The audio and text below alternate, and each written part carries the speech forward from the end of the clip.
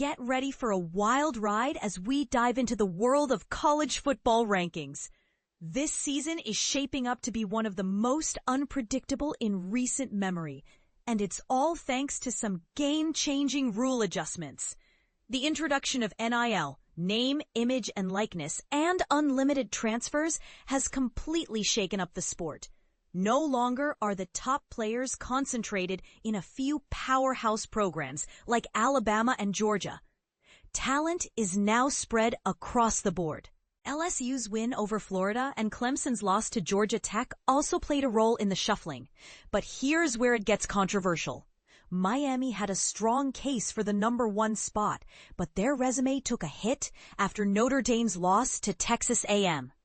Georgia, on the other hand, moved up to number 5 with an overtime win against Tennessee, and they could easily be considered the top team.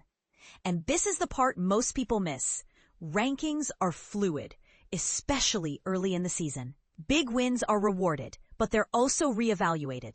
Close losses can work in your favor, and teams can rise or fall based on the performance of those around them. As we move down the rankings, we see some interesting movements. Vanderbilt jumps up to number 14 after an impressive win against South Carolina, while Georgia Tech climbs to number 15 after their last-second victory over Clemson. Notre Dame, however, finds itself at number 21, a tough spot to rank. They've lost 2 close games, but their overall performance suggests they're a solid team. USF, on the other hand, drops after a blowout loss to Miami. But their wins against Boise State and Florida keep them at number 22 for now. As we approach the bottom half of the rankings, we see some teams still floating around, waiting for their chance to make a statement.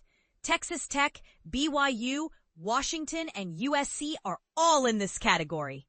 So their positions shouldn't be taken too seriously just yet.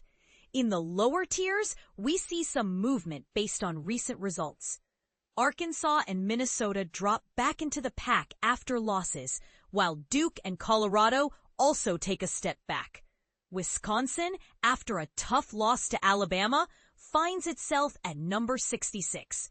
But here's a team to keep an eye on, North Texas, who are 3-0 and up to number 72 after a dominant win against Washington State.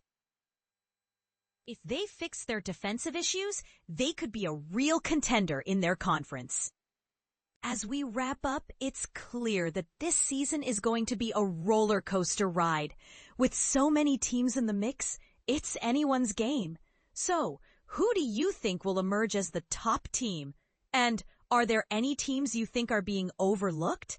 Let's discuss in the comments and see if we can predict the unpredictable.